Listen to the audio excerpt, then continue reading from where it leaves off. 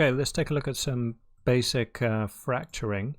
So we'll take a look first at Voronoi fracture. Okay, so if we drop a Voronoi fracture SOP, you can see it has two inputs and it requires points for your Voronoi cells. So we need some points, so let's use a scatter to make some points.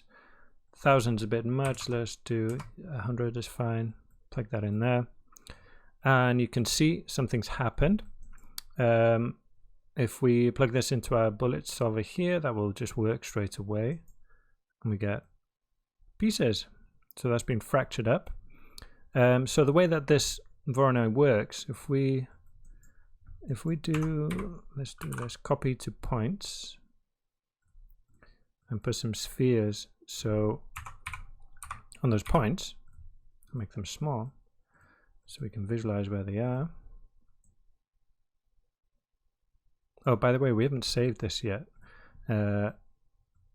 Let's do, what is it? RBD intro. Okay, that's fine. And yeah, just make these super small, 0.05, and template that, visualize this. There we go. So now you can see each of those points is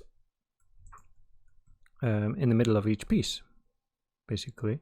So how this works, yeah, so you know, this line is equidistant between these 2 points, and this line is equidistant between these 2 points, and so forth. So you know, once you do that with lots of points, you get this kind of cellular look, which is very quick to calculate. So you can get really, you know, we can go back up to 1000 and it's just instantaneous. See, and we've got 18,000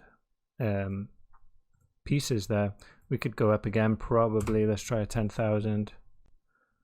Not instantaneous, but still really quick. Let's try and simulate it.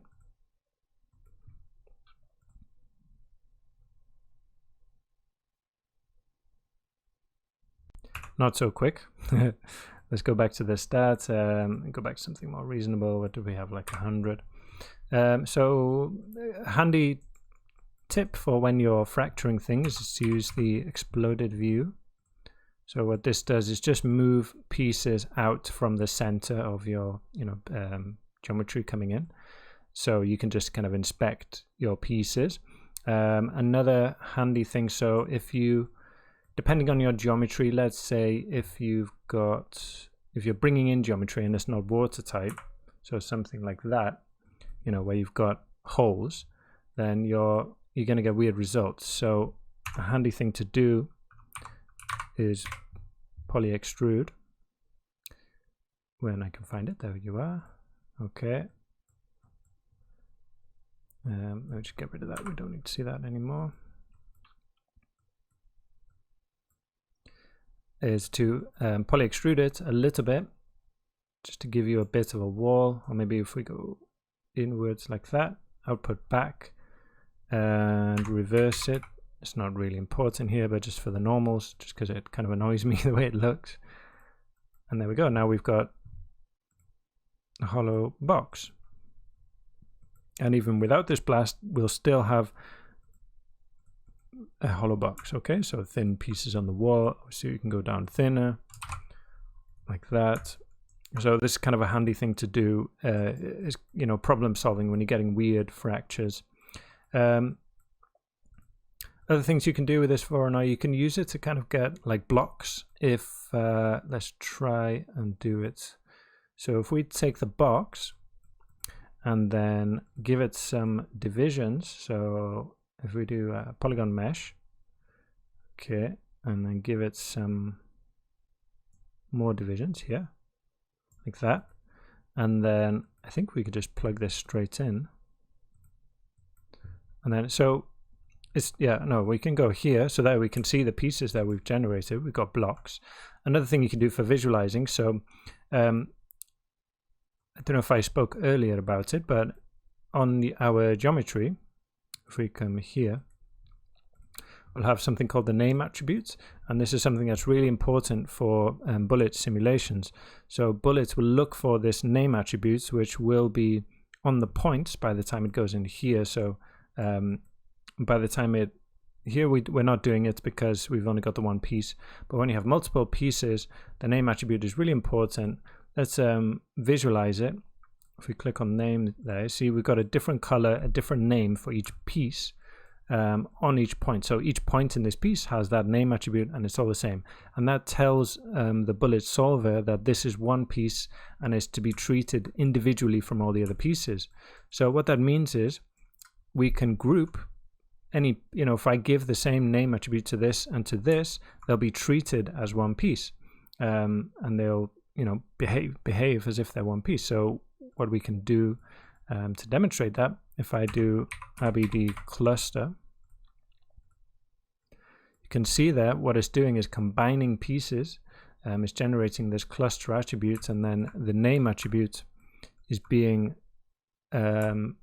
shared. So if we make these pieces smaller, it's one way of getting more interesting looking pieces. There we go. See, these are all being treated as if they are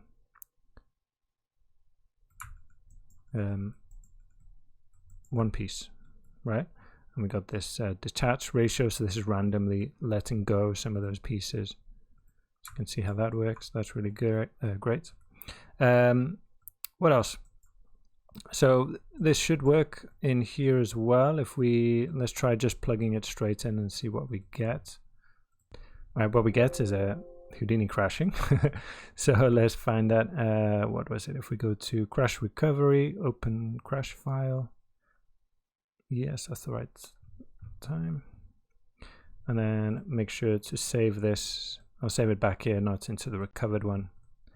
Great. So I just do that. Okay. So let's look at what we've got here. So you can see here I'm packing everything together, so that's not what I want. I want to pack using the name attribute. So there we go. That's pretty much it. I think that should work now. So let's go back to the start and watch it. And there we have it. Perfect. I think, let me just double check. Normally we need the name. We need to have the name attribute. Maybe this is more important when we have constraints, but I try to do it anyway. See, we need to transfer the attributes. So, when you're packing things, any attributes that you have at this unpacked level, you'll lose when you pack it unless you transfer them across. So I'm saying take that attribute and put it onto the packed geometry as well. However, I don't want it on the primitives. I want it on the point. So attribute promote there from primitives to points, and the attribute is the name attribute. But it seems it was working anyway. I thought maybe it wouldn't, but I think once we start playing with constraints, then it won't work. But there we go. We got the same thing in both. So yeah, there you go. That's the voronoi fracture and the cluster.